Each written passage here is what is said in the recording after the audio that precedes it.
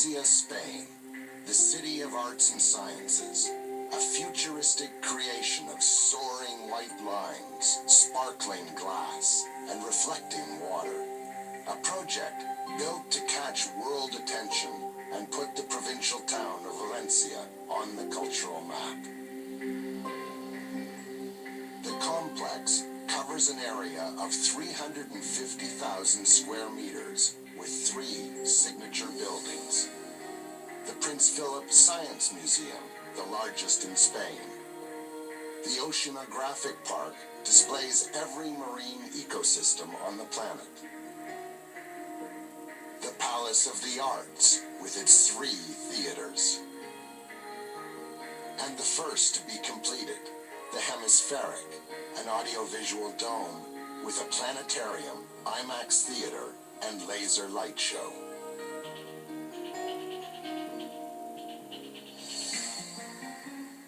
Designed by Spanish architect Santiago Calatrava, the Hemispheric is a symbol for sight.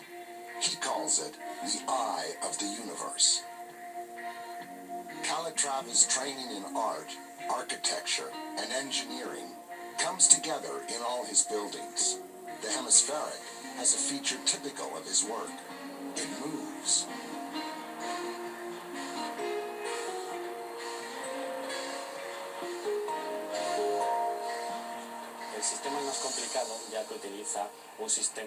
The opening of the eye is not complicated. It is a hinged structure that uses a hydraulic pressure system, but the movement is very complex. There are 5 cylinders. The one in the middle opens the furthest. The other 4 cylinders must move at the same speed to ensure the large curved steel tube at the bottom of the eye stays level. The opening and closing of the eye is done manually. This ensures the tube doesn't twist out of shape.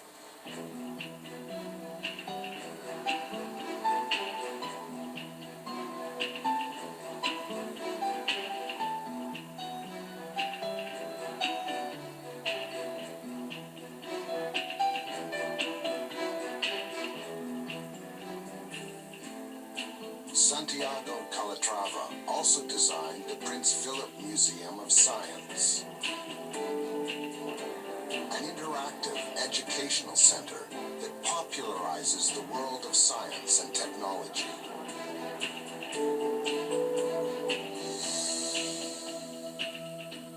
Calatrava is inspired by Gothic architecture. The arch is a basic theme in his work. Calatrava's buildings are a sweeping display of glass and light. The windows hold more than 4,000 panes, a total of 20,000 square meters of glass. Cutting the glass and installing the windows was difficult. No 2 pieces are the same. Technicians at Saint-Gobain's Glass in Valencia programmed their cutting machines for the intricate job. We received large glass sheets which were 8 and 10 millimeters thick from our company's glass-making factories. For 2 months, the enormous sheets of glass were transformed in the factory. For every piece of glass, another was cut in exactly the same shape. The double sets of glass were glued together with a vinyl film to laminate them into safety glass. The building, as you can see, is a special building. The angle of the glass is not vertical. The installation was also difficult because there were so many windows. Each piece of glass weighed from 150 to 200 kilos, and each one is a different size. They may look the same, but the pieces of glass on the left and right were not even symmetrical. So we had to number each pane of glass because it could fit in only one specific window. Valencia's new museum has been wildly successful. 8 million people have visited in the first 2 years. Numbers far beyond expectation.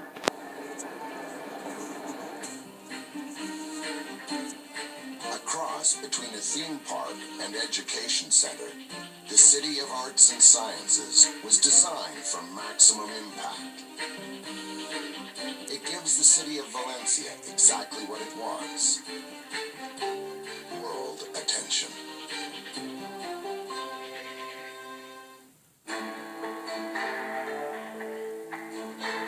The City of Arts and Sciences in Valencia is an industry. Its mission may be to promote culture, but its serene white buildings are a magnetic attraction for tourists. And that's good for the economy of a 2,000-year-old city on the edge of the Mediterranean. The City of Arts and Sciences was created because of a disaster 50 years ago.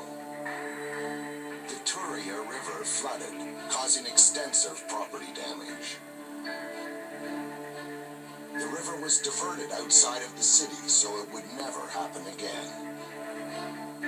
11 kilometers of the dried-out riverbed was turned into parkland, running through the heart of the city.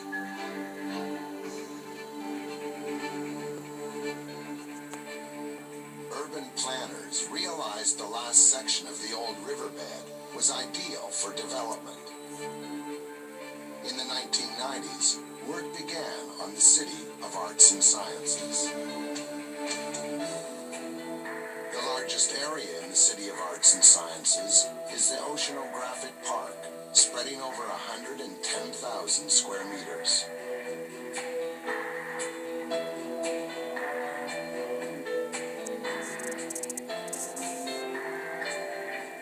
It is the largest park of its kind in Europe.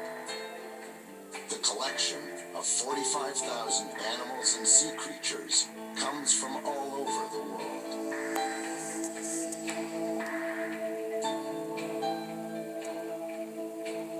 But we have to make them feel as if they were living in the natural waters.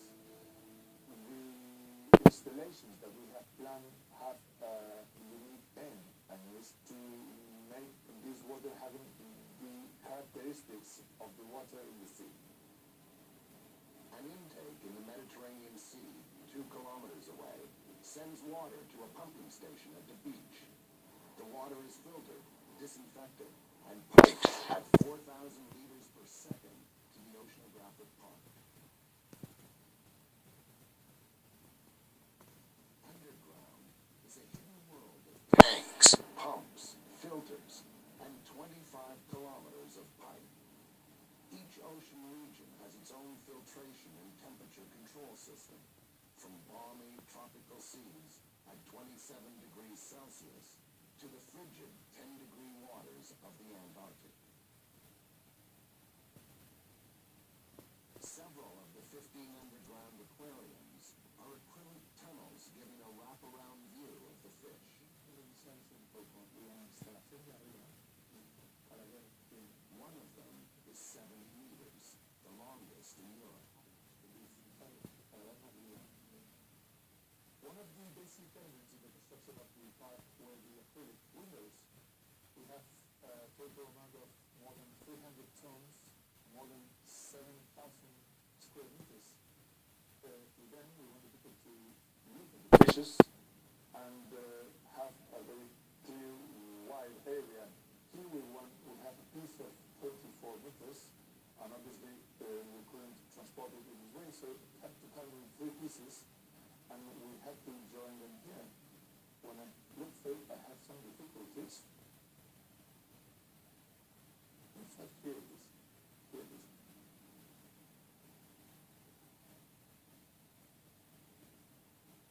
The uniform for 48 of the maintenance staff is scuba gear. Most of them are biologists whose work includes keeping the fish well fed. One of their housekeeping duties is to vacuum the coral several times a week.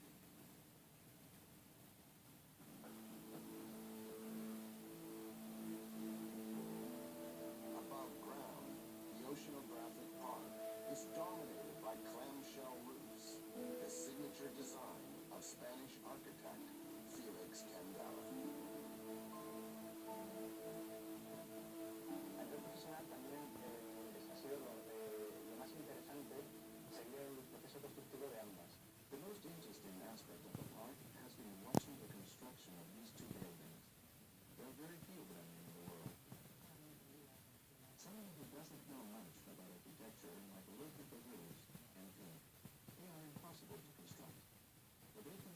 several joining hyperbolic paraboloids, and these geometric forms are relatively easy to design.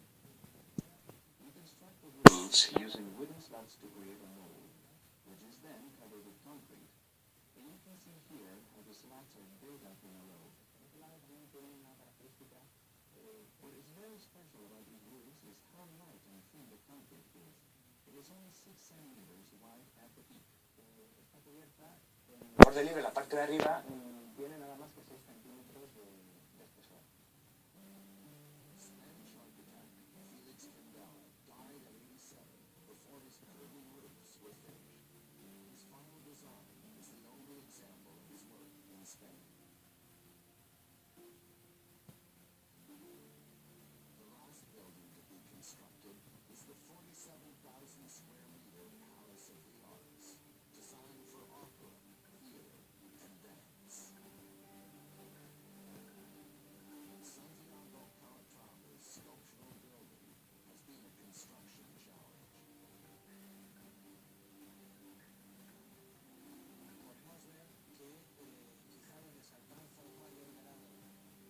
The most difficult building with the most unique shape is the Palace of the Arts.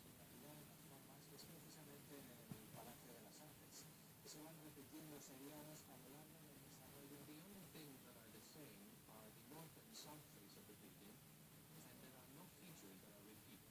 Que sale debajo de lo que es la cáscara metálica.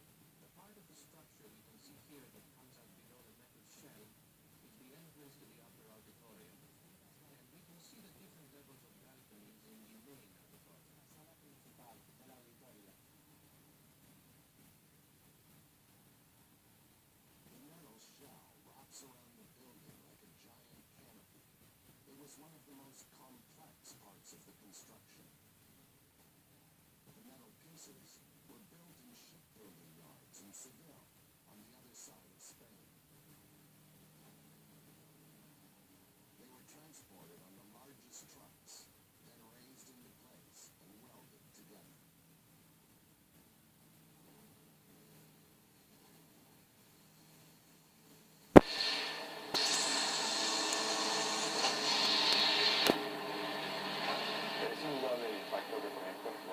There is no doubt that projects like the City of Arts and Sciences have a great impact on the cities where they are built.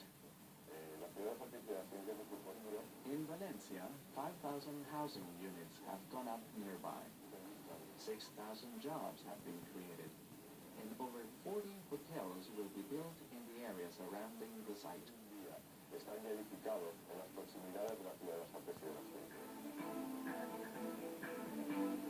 There is nothing like the City of Arts and Sciences anywhere in the world, where a multi-use complex has shaped the image of a city, resulting in urban renewal and economic growth. But trophy buildings are not the only force for change. In England, the transformation